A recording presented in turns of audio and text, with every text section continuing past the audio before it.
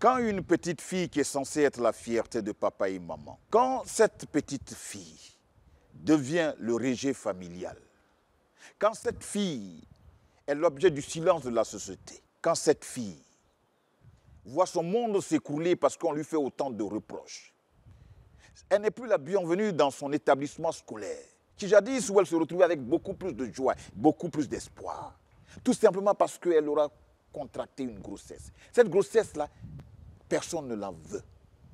Elle est précoce, oui. Que faut-il faire? La question mérite d'être posée. Que faut-il faire? Quelle est l'opportunité à donner à cette fille pour qu'elle puisse redessiner son horizon? Rejet familial, silence de la société, il y a problème. Si je suis donc ici, c'est pour vous en parler. Je voudrais que chacun prenne son tabouret, qu'il suive attentivement cette émission. Voici déjà le point A, qui va être l'objet d'un débat. Et je serai sur le plateau avec une dame qui, avec son cœur, mène de bons combats. Mesdames et messieurs, je vous souhaite la bienvenue. Sur la télé sans filtre, vous suivez votre magazine, il y a problème. Bonsoir.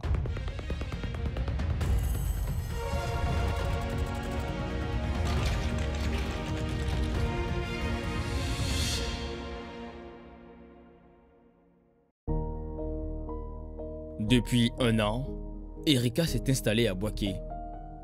Elle a quitté Abobo après une rupture brutale avec sa famille et son école. En classe de seconde, dans un établissement public, elle menait jusque-là une scolarité sans heurts. Mais une grossesse indésirée, contractée en pleine année scolaire, a bouleversé son parcours. L'auteur, un jeune étudiant du quartier, n'était pas plus près qu'elle à supporter cette responsabilité. Dès que j'ai su que j'avais une grossesse, je ne suis plus allée à l'école. Je ne suis plus allée à l'école, mais c'est là que je suis rentrée à Boaké. Voilà. Une fois que tu as su que tu étais enceinte? Oui, quand j'ai su que j'étais enceinte, je ne suis plus allée à l'école, je suis rentrée à Boaké. Pourquoi? J'avais honte. J'avais honte de moi-même. L'auteur de la grossesse, le père de mon enfant était un étudiant. C'était un jeune étudiant. Il vaquait à ses occupations. Et quand j'ai pris la grossesse, je peux aussi dire pourquoi, voilà. Et quand j'ai pris la grossesse, il avait décidé de m'abandonner avec la grossesse. Même par la grâce de Dieu, on a pu s'en sortir un peu, moi et mon enfant, moi et ma fille. La nouvelle a provoqué une onde de choc dans son entourage. Incapable d'accepter la situation, ses parents l'ont laissé se débrouiller seul. Isolée, sans soutien émotionnel ni ressources, Erika a dû affronter à 17 ans le passage brutal de l'adolescence à la maternité. Elle a dû faire face non seulement à l'abandon, mais aussi à l'indifférence générale de son entourage. Bon, il y avait honte de tout le monde. De tout le monde, mes amis, surtout mes amis. Plus on était ensemble à l'école, j'étais un peu... Parmi les filles qui étaient un peu plus brillantes en classe, j'étais... Et quand elles allaient apprendre, je me demandais, quand elles allaient apprendre que Erika était enceinte, un truc comme ça, elles allaient me sentir un peu plus gênée. Et puis bon, c'est ce qui m'a découragée sincèrement. Mon entourage, j'en ai un peu tout. Et puis chez ma maman, chez qui était abusant, elle était un peu compliquée. C'est ça même le problème encore. Elle était un peu compliquée. Et quand elle allait savoir que j'étais enceinte, puisqu'elle m'a beaucoup parlé, il ne faut pas faire ça, il ne faut pas faire ça. J'avais voulu copier sur mes camarades de d'ailleurs et puis bon, j'ai pris la grossesse. Et comme elle allait se comporter envers moi, tout ça était dedans. Donc j'ai décidé de rentrer.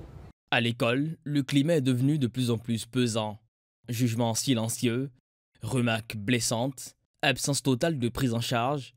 L'institution scolaire confrontée à ces situations manque souvent d'outils adéquats pour accompagner efficacement les jeunes filles concernées. Erika finit par arrêter les cours dans l'anonymat d'un matin, comme les autres. Là, j'ai rien de se concentrer sur les études. Parce que le gars va venir te mettre enceinte. Lui, il ne sera pas en retard, il va continuer ses études. Pendant que toi, tu es assis, tu vas tarder encore, tu vas te retarder encore. Par exemple, je prends l'exemple sur moi-même. Celui qui m'a engrossé était un étudiant. Moi, j'étais en seconde. J'étais à moins 2 années de pouvoir avoir le bac et être étudiante comme lui. Aujourd'hui, il continue, il travaille. Moi, je suis assise, je ne travaille plus. Donc, vraiment, je leur dirais de se concentrer sur les études. Ça, là, ça vient après. Voilà, c'est un peu mon message.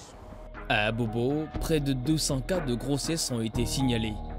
Réfugiée à Bouaké, où 177 cas ont été identifiés par le Conseil national des droits de l'homme, elle tente de reconstruire un nouveau quotidien. Elle a accouché loin de son quartier, loin de son passé scolaire. Elle fait désormais face à une maternité précoce, sans ressources. À 16 ans, Amandine, elle, portait encore les espoirs nourris par l'adolescence. Comme des milliers de jeunes filles, elle allait chaque matin au collège, cartable en main, regard tourné vers un avenir prometteur. Mais sa trajectoire a été freinée par une relation prohibée. L'auteur de sa grossesse n'était pas un camarade. C'était un enseignant, un adulte, en position d'autorité, censé l'accompagner, l'éduquer et non l'enceintrer. J'avais 18 ans à l'époque, j'étais en classe de première. Bon, je suivais les cours normalement et j'ai commencé à avoir des avances de mon professeur de philo. Bon, tout a commencé, c'était en classe, hein, tout a commencé en classe et autres. Il était gentil, il était attentionné. Concernant les moyennes et autres, en tout cas, il me complimentait beaucoup, tout ça. Et après, j'ai finalement cédé. J'ai accepté de sortir avec lui. On se voyait après les cours. Lorsque j'avais quand même des difficultés en classe, mis à part sa matière, il était là. Voilà. Et un jour, je me suis rendu compte que j'étais enceinte. Donc, naturellement, je l'ai appelé et je lui ai annoncé la nouvelle. Et il faut dire qu'il n'était pas du tout content, il n'a pas apprécié. Il s'est mis à bavarder, à crier, à me crier là-dessus, tout ça. Donc, bon, j'avais peur. Il faut dire que j'avais peur, puisque c'était ma première grossesse. C'était ma première fois. Et, bon. Donc, j'ai pas voulu en parler à mes parents directement. J'en ai parlé à une ou deux amies. Puis après, j'ai décidé d'alerter le proviseur de l'école. Tout s'est noué dans le silence. Une attention particulière, des marques de confiance, des gestes qui progressivement ont dépassé les limites. Il n'y a pas eu de plainte, pas de cris, juste une adolescence sous influence, incapable de mesurer l'ampleur de ce qu'elle vivait. Lorsqu'elle découvre qu'elle est enceinte, le lien se dissout, elle se retrouve toute seule, prise au piège d'une situation qu'elle n'a pas choisie. Le proviseur a décidé de lui mettre une mise à pied. Donc, il avait cessé les cours un moment. Et après ça, normalement, après la mise à pied, il était censé revenir au cours, tout ça, mais je n'ai plus eu de nouvelles de lui. Je l'appelais, il ne décrochait pas. J'ai tenté de l'appeler avec d'autres numéros, mais pareil, il ne décrochait pas. Néanmoins, j'ai continué les cours. J'ai continué les cours. Et après quelques mois, lorsque mon ventre a commencé à sortir, j'ai décidé de cesser, d'arrêter les cours parce que j'avais vraiment honte. Lorsque je me retrouvais avec mes amis, tout ça. L'école est informée, mais aucune mesure concrète n'est prise. L'enseignant, certes, en conseil de discipline. Amandine, elle, est écartée du système. On invoque le manque de preuves, le besoin de discrétion, la peur du scandale. Sa famille, dépassée, choisit le silence. Une jeune fille s'efface alors dans l'indifférence générale et l'injustice s'installe, comme si tout cela était banal, inévitable, tolérable. Je continuais à aller à l'école et lorsque mon ventre a commencé à sortir, j'ai décidé de stopper les cours parce que c'était vraiment compliqué. Lorsque je me retrouvais avec mes camarades de classe, et j'avais vraiment honte en fait. Donc j'ai décidé d'arrêter. Et finalement, j'ai pu entrer en contact avec lui. On s'est eu au téléphone, on s'est vu, on a échangé. C'est vrai, sur le coup, il ne voulait pas de la grossesse, mais après, il a décidé de... Bon, vu que c'était déjà avancé, il a décidé de... Il m'a promis, en fait, d'être là. Donc, j'ai... Et aujourd'hui, l'enfant a quel âge et quels sont vos rapports? L'enfant a presque 2 ans maintenant. Et je ne dirais pas qu'on a de bons rapports en tant que tel, parce qu'il y a des moments où il est présent, il y a des moments aussi où c'est difficile de l'avoir en fait. Derrière les chiffres annoncés par les autorités compétentes, Des parcours brisés, des jeunes filles contraintes d'interrompre leur scolarité, parfois rejetées par leur famille, souvent livrées à elles-mêmes dans un silence institutionnel inquiétant. La majorité de ces grossesses survient dans un contexte de vulnérabilité économique, d'absence d'éducation sexuelle ou pire, d'abus de pouvoir. Certains cas impliquent même des enseignants, des figures d'autorité, rarement sanctionnées. Pourtant, les statistiques liées aux grossesses en milieu scolaire sont alarmantes. Le CNDH, dans son rapport publié en juin, avait recensé pour la période de septembre 2024 à juin 2025 près de 4 481 cas de grossesse précoce parmi les élèves du primaire et du secondaire, contre 4 137 cas l'année précédente. Une augmentation de plus de 8% qui illustre l'ampleur persistante d'un phénomène à la fois social, éducatif et profondément humain. Une hausse notifiée par le CNDH pour lequel le gouvernement ivoirien a émis quelques réserves par la voix de son porte-parole. Je ne veux pas remettre en cause le travail de la Commission nationale des droits de l'homme, mais ces chiffres sont différents de ceux du ministère de l'Éducation qui note plutôt une baisse. Il serait important que cette structure se rapproche du ministère de l'Éducation nationale, qui est en contact permanent avec les élèves, qui a un démembrement de son administration sur l'ensemble du territoire et qui a la réalité des chiffres. Donc je ne remets pas en doute le travail de la CNDH, qui a certainement ses sources, mais pour ce qui est du ministère de l'Éducation nationale, qui a eu à informer le gouvernement en conseil de gouvernement, c'est plutôt le contraire, on a une baisse. C'est un sujet qui reste préoccupant, c'est vrai. Le ministère en a fait son cheval de bataille et du compte-rendu verbal qui a été fait en conseil de gouvernement, ces chiffres sont plutôt en baisse.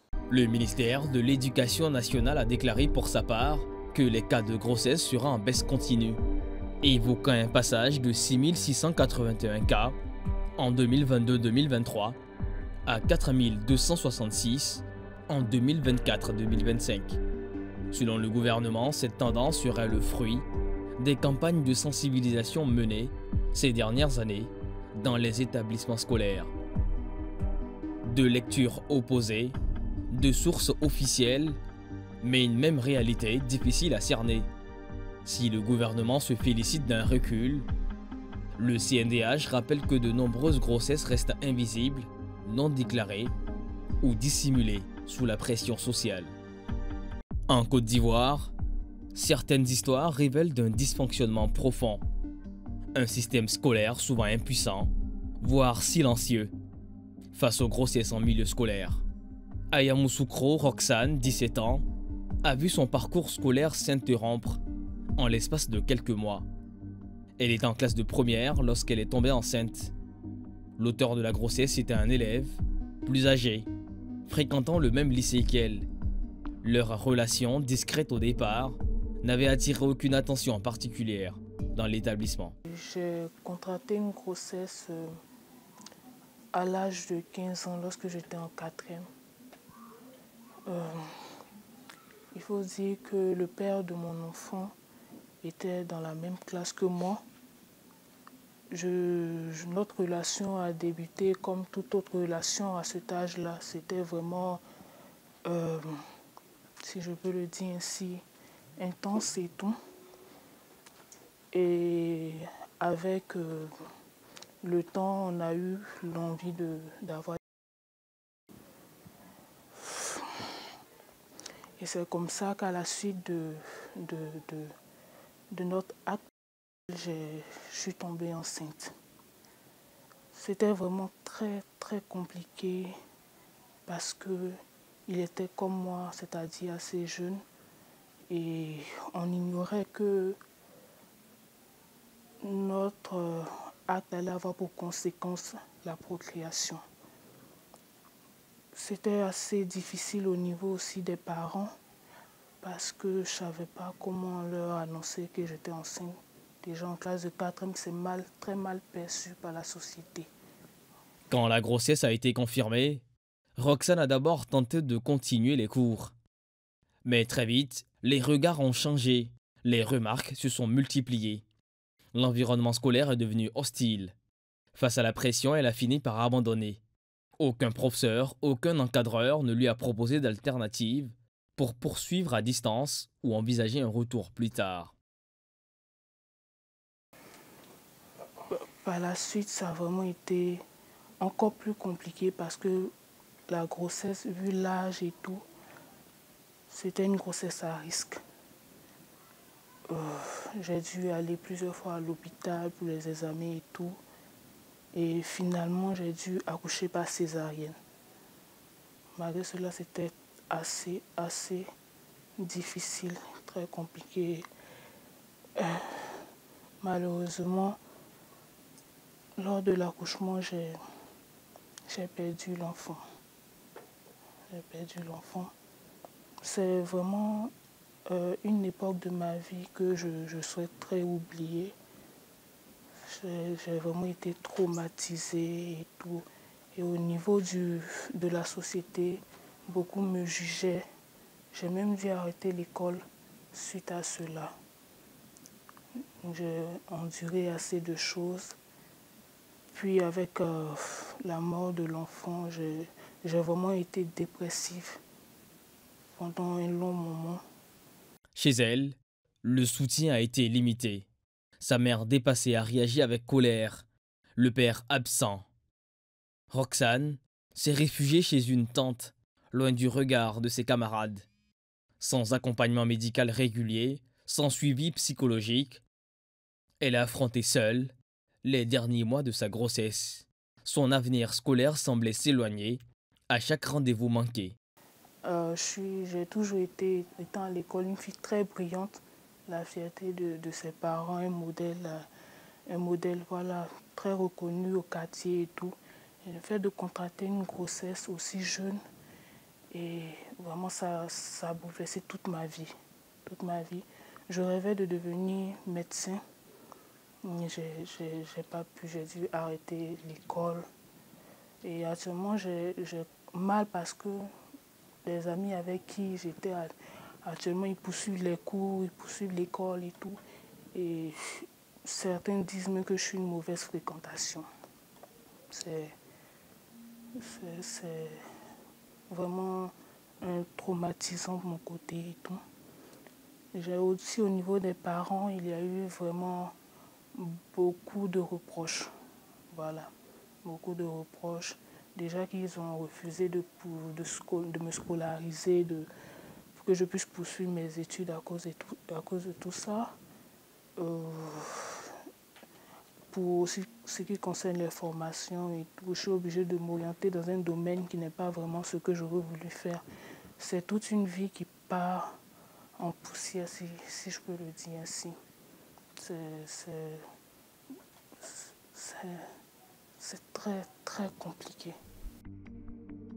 Aujourd'hui, Roxane n'a pas repris l'école. Abandonnée de tous, par sa famille, le système éducatif. Son histoire, comme celle d'autres jeunes filles, happées par ce piège de l'insouciance, ne connaîtra pas de fin tant que la conscience collective ne fera rien pour freiner ce fléau.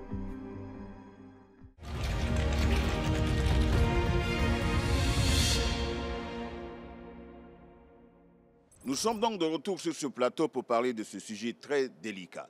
Mais comme vous le constatez, chers téléspectateurs, cette chaise reste vide. On aurait bien voulu avoir une autorité institutionnelle, n'est-ce pas, pour faire le tour du débat. Malheureusement, le temps a fait défaut. Donc, programme très chargé. Cette autorité n'a pas pu venir à temps pour participer à cette émission. Ce n'est que partie remise. Mais cela ne nous empêche pas de continuer le débat avec donc Madame Aïcha Traoré, qui est donc présidente de l'ONG Pro Kids. Ça fait plusieurs fois que vous menez ce type de combat. À ce stade de l'année, quel est le bilan qu'on pourrait faire avec tout ce que vous avez fait? D'abord, je voudrais avoir votre idée sur cette affaire de grossesse en milieu scolaire. Alors, merci pour la question. Et c'est toujours un honneur pour nous d'intervenir sur les sujets liés à la santé sexuelle et reproductive des jeunes filles, encore plus précisément tout ce qui est lié aux grossesses précoces. Il faut savoir que les grossesses précoces font partie de l'une des principales causes qui entravent au parcours scolaire des filles, c'est-à-dire ça interrompt ou arrête l'éducation d'une jeune fille. Et depuis 2019 que nous faisons ce travail, c'est toujours avec beaucoup d'émotion qu'on aborde ce sujet parce que ça ne fait pas juste qu'arrêter des rêves, mais ça handicape des communautés. Donc c'est un fléau assez important dans le parcours d'une fille et il ne faut pas passer ça sous silence, il faut toujours en débattre pour voir quelles sont les pistes de solution, qu'est-ce qu'on fait pour accompagner les filles, mais surtout comment est-ce qu'on arrive à une situation où le taux de grossesse en cours de scolarité est assez faible et que ce soit vraiment pas plus un phénomène qui stoppe les filles, mais plutôt un phénomène dont on parle pour juste encadrer les filles. Alors, ces jeunes filles que vous avez décidé d'accompagner, généralement quand on a mal, on va voir un docteur. Mais vous faites donc le premier pas. Elles vous disent quoi exactement? Généralement, les filles qui viennent, il faut déjà savoir que chacune a son histoire. Hein. Il y a des filles qui viennent au centre ou au cours de nos programmes et leur besoin vraiment, c'est d'avoir une oreille qui les écoute, de la compassion, une personne qui est capable d'écouter sans juger. C'est surtout la première des raisons pour lesquelles elles se tournent vers une association ou une ONG ou des personnes qui sont spécialisées sur la thématique.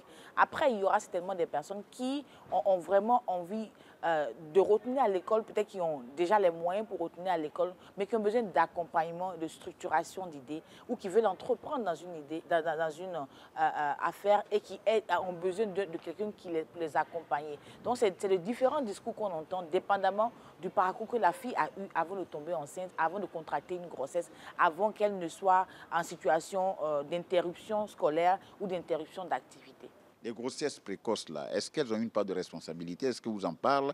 Est-ce que cela s'est fait avec le consentement du potentiel père de l'enfant? Comment, parfois, les cas auxquels vous faites face, là, comment ces jeunes filles vous l'expliquent? Encore une fois, ça va dépendre de son expérience à elle. Il y a des grossesses qui sont des grossesses issues de deux adolescents. C'est-à-dire, deux adolescents se sont trouvés à l'école, ils ont eu des rapports sexuels non protégés en bas des chaises au cours de la récréation. Et c'est certainement ce parcours-là qu'elles vont raconter lorsqu'elles te parlent en session d'écoute de ce qu'elles ont vécu, comment elles ont contracté leur grossesse. Après, il y a des parcours où c'est des incestes, c'est-à-dire c'est le tuteur chez qui on l'envoie qui devrait protéger, qui devient un bourreau. Et comme on le sait, encore ce problème est vraiment un problème assez impressionnant en Côte d'Ivoire où l'impunicité des cas de violence est encore là. Les familles qui plaident tout le temps pour qu'on le gère à l'amiable alors que l'adolescente a reçu un coup assez important. Et on a aussi des cas de viol, c'est-à-dire des abus d'inconnus totalement qui vont abuser des filles et les filles qui ne sont pas généralement pour des raisons de conception sociaux, de pouvoir s'exprimer librement sur la thématique ou d'en parler. Nous, on a des filles qui ont été violées à 5 ans et qui en parlent lorsqu'elles ont 16 ans. Ça veut dire que c'est un abus. Peut-être qu'elle n'a même pas digéré toutes ces années. Elle revient sur le parcours et après, elle a un enfant. Parce qu'il faut savoir que le viol détruit. Le viol a un impact psychologique sur la victime. Donc, à un moment, certaines décident, OK, comme on m'a gâté, genre je gâte. Donc, dans ce gâté, elle contracte des grossesses. Et ça, c'est pas vraiment... Nous, on considère toutes ces grossesses comme des grossesses non désirables et des grossesses qui ne sont pas de leur fait. Parce que la société n'est pas formée de telle manière à ce qu'une jeune fille, une adolescente qui subit une violence soit accompagnée et soit reconstruite. Et c'est ça encore un autre problème, parce que c'est interconnecté. Si on n'arrive pas à avoir des prises en charge systématiques pour toutes les adolescentes de la Côte d'Ivoire qui subissent des violences, pour qu'elles soient reconstruites, il y aura toujours un gap qui va vraiment entraver à leur autonomisation, à leur épanouissement. Mais qui dit on m'a gâté, je vais gâter? C'est la jeune fille? Oui, la jeune fille. Elle va gâter quoi? Comme elle a subi une violence et qu'elle n'a pas été accompagnée, donc elle se dit, OK, puisque je suis déjà en griffe à un certain stade, je vais aussi faire la même chose, je vais me laisser faire pour que librement, voilà, je me donne à tout le monde. J'utilise peut-être cette partie de mon corps pour pouvoir manipuler les hommes, ainsi de suite. Et dans ce tremplin de vengeance-là, on se retrouve dans une situation où elle contracte une grossesse non désirée et l'auteur n'est pas là. Parce qu'il faut savoir que la plupart des auteurs ne sont pas présents. Soit c'est des personnes qui refusent d'accepter la grossesse carrément quand c'est des adultes ou des adolescents qui sont carrément irresponsables, qui ne peuvent pas assumer une grossesse en tant que telle. Et là, les parents vont rentrer en jeu. Certains parents vont reconnaître la grossesse, supporter, mais la plupart des parents vont dire non, c'est pas notre enfant. Il faut faire un test d'ADN pour justifier que c'est notre enfant vraiment qui a été ton conjoint au moment où tu as contracté la grossesse. Est-ce que la recherche absolue de régler ce genre de cas à l'amiable, quand on connaît, on a identifié toutes les responsabilités, est-ce que ce n'est pas parce que des gens se sont permis de violer des enfants et que cela n'a interpellé personne qu'on a toujours eu les solutions, qu'on se dit aujourd'hui, si on a pu pardonner le viol, c'est que on pourrait accepter une grossesse précoce, quoique les conséquences sont aussi dramatiques sur la jeune fille. Oui, je suis d'accord avec vous parce que l'impunicité fait partie des gros problèmes de la grossesse. Parce qu'il faut dire que quand on ne punit pas exactement, ça n'interpelle pas. À se dire qu'on s'arrête parce que normalement, selon les tests, une adolescente, même si elle est consentante, elle n'a pas 18 ans, c'est un abus. Donc quand un adulte va avec une adolescente, même si elle se dit consentante, c'est toujours un abus. Parce qu'elle n'a pas en fait de consentement à donner à cet âge-là. Donc théoriquement, il faudrait punir systématiquement. Je sais que l'État fait un grand effort à ce sens, mais il y a encore beaucoup à faire. Parce qu'il faut punir systématiquement, il faut emprisonner systématiquement ces personnes-là pour servir de leçon à d'autres personnes, pour que ce ne soit pas des actes qui se perpétuent dans les familles. Moi, je veux surtout attaquer l'inceste. Parce que quand c'est un cas d'inceste ou d'abus dans le cadre familial, c'est très complexe. Parce que le tuteur lui-même, qui est le bourreau, il n'est pas attaqué.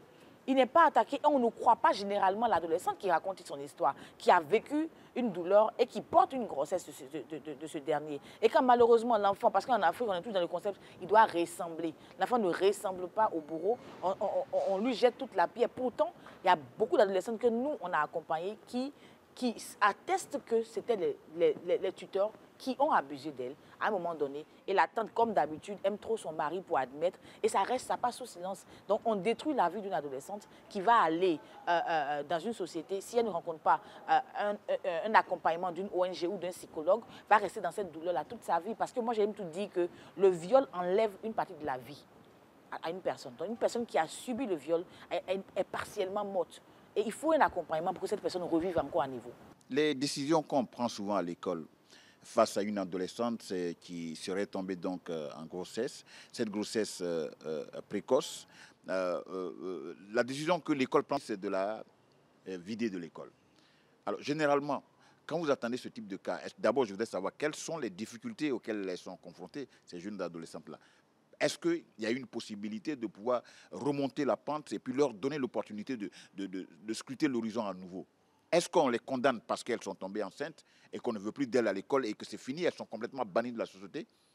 Et après, qu'est-ce qu'on fait de toutes ces personnes-là? Parce qu'une fille ne peut pas se mettre en grossesse toute seule. Cela a été fait avec la participation de quelqu'un. Mais pour cette personne-là, on est prêt à chercher des solutions amiables et la jeune fille est déjà condamnée. Et c'était un rejet total. Pourquoi? Malheureusement, c'est je veux dire, le tableau qu'on a généralement, où effectivement l'ado ou l'adulte qui est l'auteur de la grossesse continue après 1 ou 2 mois de tension, sa vie normale, et la fille subit la grossesse tout au long de sa vie. Et on se dit effectivement qu'il faudra arriver à un point où chacun prend de la responsabilité. Moi, j'aime dire que le sexe en lui-même, c'est une responsabilité. Aller au sexe, il faut être prêt pour être responsable avant de le faire. Et vous parlez tout à l'heure du contexte scolaire. Quand ça arrive dans le contexte scolaire, l'école, généralement, ici en Côte d'Ivoire, il faut dire que les tests ne permettent pas à une école d'exclure une fille pour une grossesse. C'est interdit. Une fille enceinte a droit à l'éducation. Et aucune école ne devrait l'exclure. Toutefois, on note que sur le terrain, il y a des parents même qui stigmatisent les grossesses précoces. Donc, ils ne veulent même pas voir une fille enceinte dans l'école de leurs enfants. Donc, les directeurs d'école, parfois, par notion de notoriété, ne veulent pas en garder. Sinon, les tests ivoiriens sont clairs dessus. Une fille doit aller à l'école, même si elle est enceinte. Et l'arrêté portant sur le report de scolarité qui a été pris en si je ne me trompe pas, 2019 et revu en 2024, est un arrêté qui permet aujourd'hui à la jeune fille qui est enceinte, qui a interrompu sa grossesse pour une durée inférieure à 12 mois, de revenir l'année prochaine sans aucune incidence. Donc l'État a fait ce grand effort-là pour permettre aux filles de retourner à l'école systématiquement après les cas de grossesse. Donc il advient encore aujourd'hui aux parents de poursuivre la procédure pour que la notion de report de scolarité soit accordée à leurs enfants, mais aussi aux différents établissements d'être beaucoup plus ouverts au retour à l'école des filles. dans le système scolaire. Et ces démarches-là engagent non seulement l'État, mais chacun de nous, les parents, les responsables d'établissement, les camarades de classe qui généralement stigmatisent, détruisent la confiance en soi à soi de ces filles-là à travers des moqueries, généralement, à travers parfois même, c'est des filles qu'on écarte en fait. On ne veut pas du tout que ces filles-là s'approchent de soi parce qu'on se dit c'est contagieux. Mais les grossesses ne sont pas contagieuses en fait. Malheureusement, pour une raison ou une autre, l'adolescente se trouve dans une situation où elle est enceinte. Et ça ne veut pas dire qu'elle peut contaminer quelqu'un d'autre. Il faut parler aussi des SSU sages qui existent aujourd'hui dans le programme de la santé ivoirienne qui permet aux adolescentes partout en Côte d'Ivoire d'avoir accès aux informations basiques liées à la santé sexuelle et reproductive et qui devraient aussi aider à résoudre ce problème. Mais on a encore un problème de fréquentation de ces centres-là et de disponibilité des méthodes de contraception en termes de diversité. Donc ça contraint peut-être l'adolescente dans certaines villes à 2 ou 3 méthodes de contraception et je suis sûre qu'on y travaille pour qu'on puisse augmenter notre taux de prévalence de contraception en Côte d'Ivoire. Vous avez parlé de responsabilité des uns et des autres. Je voudrais qu'on mette un accent sur celle des parents. Quand la jeune fille est donc l'objet d'exclusion de l'école, mais encore plus dangereux, de la communauté et ensuite de toute la société, à son âge, comment on fait? Est-ce que les parents aussi se rangent à l'avis donc de cette société qui la condamne déjà, ou bien il y a des mesures d'accompagnement pour que cette jeune fille puisse comprendre que tout n'est pas perdu? Parfois, nous faisons face à des parents très compréhensifs qui se fâchent pendant 1 mois, 2 mois et qui après disent que c'est mon enfant, on va l'accompagner, on lui donne l'amour. Et vous voyez généralement que ces filles-là, elles vont plus avoir d'autres grossesses à part celles qu'elles ont eues et elles vont pouvoir continuer l'école. Mais malheureusement, la plupart des parents ne sont pas comme ça. Ils ne veulent plus rien entendre pour la plupart. Ils veulent pas. Il faut forcément une tante qui est conciliante pour recueillir l'adolescente chez elle ou une maman qui est prête à cacher sa fille pour continuer à vivre le temps que le papa se calme pendant 1 an, 2 ans, 3 ans. Ils font beaucoup de réaménagement pour accepter cette fille-là. Et c'est là le problème. Parce que moi, j'aime toujours dire que les grossesses aujourd'hui, c'est de la responsabilité de nous tous. La société, les parents, les adolescentes, nous tous. Mais encore quand la personne est une adolescente, on a le droit de la protéger. Donc là encore, engager la responsabilité de l'adolescente, moi j'en doute. Parce que je me dis qu'elles sont des enfants pour la plupart et c'est à nous les adultes de les protéger. Si nous n'arrivons pas à le faire, on ne peut pas leur jeter de la pierre. Donc les parents, leur responsabilité commence déjà au moment où l'enfant commence à grandir et il faut parler de sexualité à la maison. Il faut aborder les sujets de méthodes de contraception lorsqu'on sent que l'enfant est sexuellement actif. La triste nouvelle, c'est ça. Et les parents attaquent les ONG pour dire non, on parle de méthodes de contraception aux enfants, mais soyons sérieux. Si un enfant est sexuellement actif, qu'est-ce qu'on peut faire à part lui proposer des méthodes de contraception pour qu'elle reste à l'école? Généralement, les jeunes filles qui sont porteuses donc de ces grossesses précoces-là, elles ont quel âge? Ça varie. On a des mères de 11 ans comme des mères jusqu'à 20 ans. Donc ça dépend. Donc on peut avoir aussi jeune. Je pense qu'à Soubré, ils ont enregistré une mère de 9 ans. Donc à Abidjan aussi, moi j'ai rencontré une mère de 9 ans. Donc oui, on a des jeunes filles de 9 ans qui sont enceintes en Côte d'Ivoire. Est-ce que vous attendez ce qu'on est en train de dire là? Une mère de 9 ans.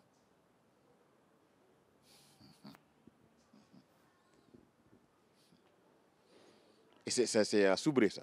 Oui, à Soubré, il y en a. Et à Abidjan aussi, moi j'ai rencontré une fille à Port-Boué. Elle a 9 ans, elle avait un enfant.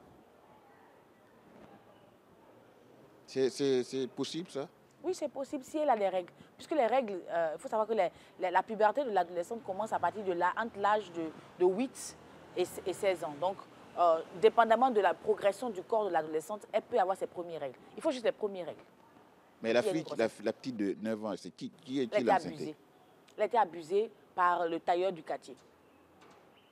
Et comme d'habitude, c'est resté impuni. Au moment où nous on arrivait, le bébé avait déjà pratiquement 1 année et elle avait pratiquement 10 ans. Elle présentait des troubles psychomoteurs, c'est-à-dire qu'elle n'était plus en état normal. Elle était devenue une personne à besoins spécifiques du fait de cet abus-là. Des choses qu'on traite avec une telle légèreté, des choses qu'on pardonne vite. On met des enfants au monde, on les enseigne à son mère à 9 ans. Ça ne semble pas nous préoccuper. Moi, je voudrais qu'on parle aussi de la responsabilité des différents établissements.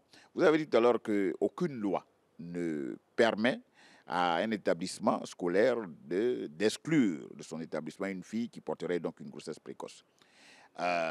Vous avez aussi donné comme argument, les écoles sont parfois obligées de le faire parce qu'il y a la pression des autres parents qui, eux, par rapport à des valeurs qu'eux, ils prônent, ils ne souhaiteraient pas avoir dans la même école une fille porteuse d'une grossesse précoce.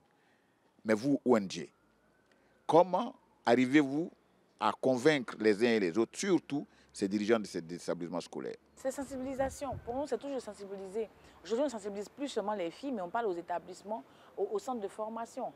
Je me rappelle, on devait inscrire des filles à Touba dans un centre de formation et la dame nous répétait tout le temps « Oh, vos filles là, oh, vos filles là ». J'ai dû, à plusieurs fois, on a dû lui dire que vos filles là existent en Côte d'Ivoire et vos filles là ont droit à l'éducation. C'est tellement simple pour moi, en fait. Ce n'est pas une affaire de vos filles là, c'est une affaire ce sont des jeunes filles, avant d'être pour quelqu'un. Nous, aujourd'hui, on accepte que toutes les filles, les mères adolescentes soient pour nous, il n'y a pas de problème. Mais après, ce sont des filles qui existent en Côte d'Ivoire et qui ont autant de droits que les autres filles. Donc, c'est des sensibilisations, c'est des discussions, c'est des négociations pour qu'elles continuent d'avoir une place. Il faut dire que les choses ont évolué hein, depuis 2019 jusqu'à aujourd'hui qu'on a commencé le combat. Aujourd'hui, on rencontre beaucoup plus de personnes qui sont ouvertes à les prendre à l'école. Avant, ce n'était pas comme ça. Je me rappelle, à Yamoussoukro, en 2021, on a eu même du mal à organiser le programme dans une école. Parce que l'école a ressenti le fait que si ce programme-là intervient dans l'école, ça va entraver ou bien ça va entacher leur notoriété. Donc, ils ne voudraient même pas voir les mères adolescentes chez eux.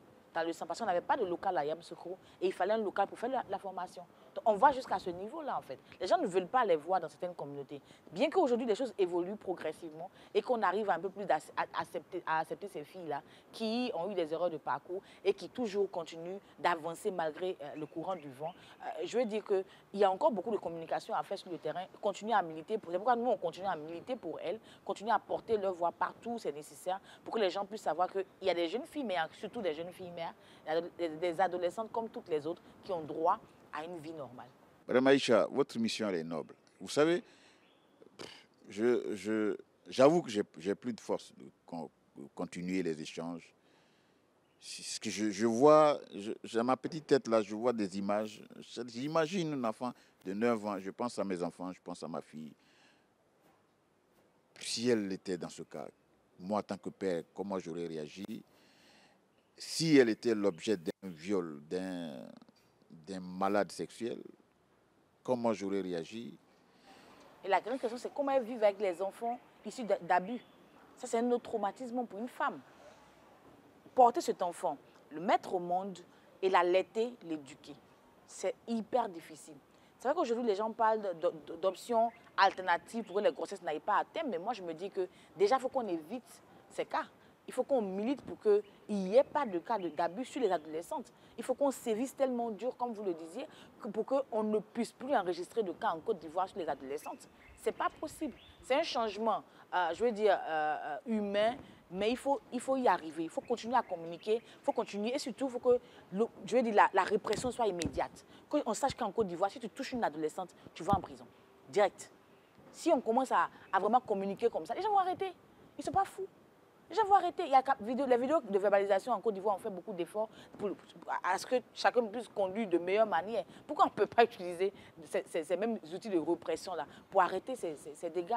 Parce que c'est des générations qu'on est en train de mettre en jeu. C'est des générations qu'on est en train de tuer à petit feu. Parce que ces enfants grandissent dans des conditions assez vulnérables et ils vont créer une chaîne de pauvreté et ça va continuer. Si on n'arrive pas à les retrouver tous pour les encadrer, les réintégrer et les réinsérer en fait. On va vers la fin de cette émission. Moi, je voudrais quand même qu'on parle de certains faits. C'est-à-dire que prenons un cas. Une enfant de 9 ans, 10 ans, 11 ans, 12 ans a une grossesse. Elle est rejetée par l'école. Si vous pouvez me donner un cas où vous avez vraiment réglé, vous avez pris le dossier en charge et vous êtes arrivé à trouver une solution où la jeune fille, après avoir accouché, est revenue à l'école. D'accord, merci beaucoup. Il faut savoir que pour Kids Côte d'Ivoire, dans le projet Je parraine une fille, qui a un projet qui identifie les mères adolescentes, qui mobilise des fonds pour les mères adolescentes et qui les retourne à l'école. Donc, des cas, on en a. Je vais prendre l'exemple d'une fille X, dont je vais taire le nom, qui a 15 ans. Parce que généralement, l'âge majoritairement à laquelle les mères adolescentes prennent des grossesses, c'est à 15 ans, 16 ans. Donc 15 ans qui contractent une grossesse issue d'un abus et qui a l'enfant et qui est sous un traumatisme. Donc, elle est là, elle termine son bac, elle ne se retrouve pas, n'a pas de repère, elle ne peut pas continuer ses études, elle ne sait pas quoi faire. Donc nous, c'est de la vie de Yamsoukro. Nous, on a le programme, elle intègre le programme, on l'accompagne sur la période de 3 mois au moins à pouvoir reprendre ses repères pour pouvoir avancer. On l'inscrit pour son BTS première année comptabilité, deuxième année comptabilité, et aujourd'hui elle est comptable dans la vie de Yamsoukro. C'est aussi ça les histoires qu'on raconte. On a aussi des histoires des filles qui vivent je veux dire, qui sont des filles je ne veux pas dire travailleuses de sexe, parce que pour l'adolescence, c'est un peu trop fort, mais qui font des trucs comparables aux travailleuses de sexe à leur âge d'adolescente, qu'on a récupéré, avec lesquels on a travaillé, qui aujourd'hui se terminent leur cursus scolaire. Mais est-ce qu'elles acceptent d'être un élément catalyseur pour une campagne de sensibilisation? Oui, nos filles aujourd'hui sensibilisent. Dont vous parlez là, qui oui, elles parlent? Nos filles sensibilisent. Vous avez des vidéos de tout ça? Oui, on a par exemple, je pense Rosemont a fait une vidéo, pas forcément de sensibilisation, mais où elle a partagé son histoire. Et son histoire aujourd'hui, on la partage avec d'autres filles pour montrer un peu les effets. Elle a fait des campagnes de sensibilisation avec nous à Yopougon.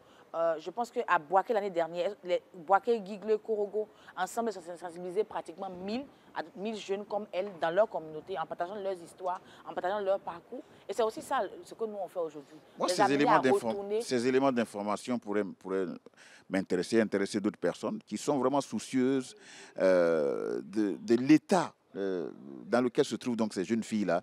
Et j'ai l'impression que ce sont des rejetés de la société. On leur fait tellement de reproches. Bon, qu'est-ce qu'on peut changer dans des décisions où cette fille n'a donné aucun avis favorable? Je ne connais personne, même si tu es amatrice ou amateur de tout ce qui est brutalité, violence, mais tu ne peux pas accepter comme ça là, de te faire enceinter par ton violeur, c'est pas possible. Ben, alors moi, si vous avez des cas dont vous parliez, et s'il y a des cas même pour lesquels vous êtes en train de faire cette campagne un parrain pour une fille, ouais, oui, je pense qu'il vaut mieux qu'on insiste là-dessus. Si on peut lancer cet appel, ça peut être un début d'espoir, parce que de tout le temps que nous avons échangé, le tableau est triste.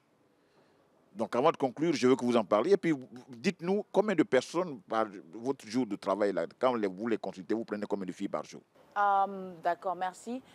Pour dire notre centre à Yopougon, Maroc, donc au centre, on accueille des jeunes filles dans le cadre des programmes. Donc, on va travailler à Abidjan. Aujourd'hui, on couvre 18 villes. Donc, Abidjan, Alépé, Yamsoukro et autres. Donc, pour nous, ce n'est pas des accueils journaliers, mais c'est des périodes d'inscription. Là, c'est une période d'inscription. Donc, de juin à septembre, elles s'inscrivent pour un programme d'accompagnement. Notre mode opératoire, c'est des programmes d'accompagnement. Elles viennent d'elles-mêmes ou ce sont les parents qui les déposent? Non, elles viennent d'elles-mêmes. On a des liens d'inscription, on travaille avec les leaders communautaires, on informe tout le monde, les mairies, les préfectures, que le programme est venu et on cherche des mères adolescentes qui veulent se faire accompagner. Et elles s'inscrivent. Elles s'inscrivent et nous, notre travail après leurs inscriptions, c'est de les accompagner à ce qu'elles soient rebâties et retournées à l'école. Vous attendez quoi des parrains? Et comment un parrain vient à votre... Pour parrainer une fille, c'est simple. C'est sur notre page Facebook. On a créé cette année le site web www.jeparraineunefille.com où il y a toutes les informations disponibles pour toute personne qui veut parrainer une jeune fille, redonner le sourire et investir dans son avenir. Et pour nous, chaque parrain a droit à un rapport semestriel, à un reçu de donation et il y a une traçabilité. C'est possible de rencontrer cette fille-là le jour où on le souhaite et de pouvoir raconter son histoire avec la sienne. Moi, je dis c'est toujours ça. Moi, je suis marraine des filles. J'étais la première à marrainer une fille parce que c'est une initiative qui me tient personnellement à cœur. Donc, c'est toujours bien de raconter l'histoire de sa filleule à travers la sienne. Parce qu'au moment où on grandit dans son parcours, elle grandit aussi. Elle devient une personne exceptionnelle. On a Audrey qui a sa vidéo qui tourne actuellement, qui est un exemple exceptionnel, qui a eu 2 enfants et qui a une histoire atypique. Je ne suis pas autorisée de raconter son histoire atypique, mais qui a accepté de retourner à l'école, auxiliaire en pharmacie aujourd'hui. Elle travaille dans une pharmacie de la place. Elle a une vie normale. Elle a ses enfants avec elle. Et nous sommes fiers du travail qui est fait avec elle. Avant-dernière question. Vous estimez à combien de personnes dont les vies ont été sauvées par vos différentes actions? On est à plus de 1500 jeunes filles accompagnées. Et on a 475 qui sont effectivement retournées à l'école. 100 d'entre elles ont été financées pour des activités génératrices de revenus à travers un programme du ministère de la Jeunesse. Et on continue notre parcours. Il faut dire qu'on a aujourd'hui 4 centres d'autonomisation qui leur appartiennent, où elles travaillent chaque jour pour pouvoir générer des revenus et subvenir à leurs besoins. Ces centres d'autonomisation sont supportés par des donateurs qui payent le loyer pour les aider à pouvoir continuer à générer. Et progressivement, ce qu'on fait, c'est qu'on les laisse devenir indépendantes. Mais nous, on crée l'espace, on équipe l'espace et on essaie de continuer à faire. Il faut tirer chapeau à la Fondation qui a été partenaire à ce projet pendant 3 ans et qui a vu l'utilité de vraiment reconstruire cette partie de la société et de les accompagner à un meilleur futur, pour un meilleur futur. Madame Aïcha, merci infiniment d'être venue. Moi, je vous donne l'opportunité de pouvoir lancer un appel pour que vous ayez beaucoup plus de donateurs, beaucoup plus de personnes pour vous accompagner dans cette tâche noble. Parce que je veux dire que ça demande beaucoup de moyens. Et puis, s'il y a un appel à l'endroit des autorités compétentes, vous avez là l'occasion. Merci beaucoup. Le premier appel pour nous, c'est d'interpeller le ministère de l'Éducation nationale et tout le gouvernement ivoirien pour qu'il y ait un programme national de parrainage des filles, pour que les filles retournent à l'école sans choix. C'est vrai qu'il y a l'initiative Seconde Chance qui fait une partie du travail, mais il faut laisser le choix à toutes les adolescentes en Côte d'Ivoire de pouvoir chaque année retourner à l'école, reprendre la route des rêves. Donc, mon deuxième appel sera pour chaque parrain, chaque Ivoirien qui se sent capable de parrainer une fille aujourd'hui, qui veut le faire parce que c'est une aventure humaine extraordinaire. Moi, j'aime parler d'investissement dans la reconstruction d'une société et c'est au 05 65 84 11 46. Nous sommes Pro-Kids Côte d'Ivoire, nous sommes à Yopougon, Maroc, Carrefour Saint-Pierre-Marie et nous avons les bras ouverts pour vous accueillir et on continue le combat. Toutes les filles mères qui regardent cet épisode, nous sommes là pour vous. Vous n'êtes plus seuls, nous portons votre voix et votre voix ira loin parce que nous croyons en vous. Nous savons que vous êtes une partie entière de la Côte d'Ivoire et nous vous aimons partout où vous êtes. Mesdames et messieurs, nous sommes en Côte d'Ivoire. Nous sommes sur la planète Terre. Il y a des gens qui sont immensément riches, qui sont en bonne santé. Nous sommes contents pour eux. À côté de ces personnes, il y en a qui, depuis près de 2 semaines, voire 1 mois, ne trouvent même pas à manger. Il y en a qui se contentent d'une tranche de papaye. Il y en a qui sont aussi sur des lits d'hôpitaux. Mais à côté de tout ce monde, il y a un tableau triste. On nous dit que l'avenir appartient donc à la jeunesse, mais parmi cette jeunesse, il y a des jeunes filles porteuses de grossesse précoce. Nous venons de recevoir la présidente d'une ONG, c'est-à-dire une organisation non gouvernementale qui ne se contente que des moyens des donateurs pour sauver des vies. Ces jeunes filles-là sont en danger. Il faut en tenir compte. Chaque fois que vous vous levez le matin, que vous partez vaquer à vos occupations, sachez tout simplement que derrière vous, il y a un tableau trop triste et qui est porté par des jeunes filles qui ne savent plus à quel sens se vouer parce que des irresponsables ont encore frappé. Et ils ont frappé là où ça fait très mal. L'école rejette ces filles parce qu'elles porteraient une grossesse non désirée et surtout précoce. De responsabilité à irresponsabilité, d'irresponsabilité à irresponsabilité, on ne sait même plus où nous sommes. Mais ça fait mal. Pensez-y. Et que cette émission interpelle les consciences, celles... Je veux parler des personnes qui n'ont pas pu la regarder. Je voudrais faire de vous donc des canaux de diffusion. Faites passer le message. Parce que ça fait mal. Ça fait mal de savoir que des jeunes filles qui sont censées être donc l'avenir de ce pays se retrouvent dans telle situation. Jeunes filles, vous qui avez le courage de venir donc participer à de tels programmes, je loue votre courage. Faites parler de ce programme autour de vous. Changeons de mentalité, changeons de vie. Madame Aïcha, moi je suis de tout cœur avec vous. Je suis vraiment de tout cœur avec vous. Croyez-moi, je l'ai ressenti comme une véritable douleur. Je me mets à la place de ces mamans qui par amour ont mis au monde des filles qui sont censées être leur fierté. Et elles se retrouvent aujourd'hui impuissantes face à toutes ces situations parce que la société n'a pas aussi joué son rôle comme il se devait. Et c'est dommage. On se retrouve dimanche prochain pour un autre sujet. Bonsoir.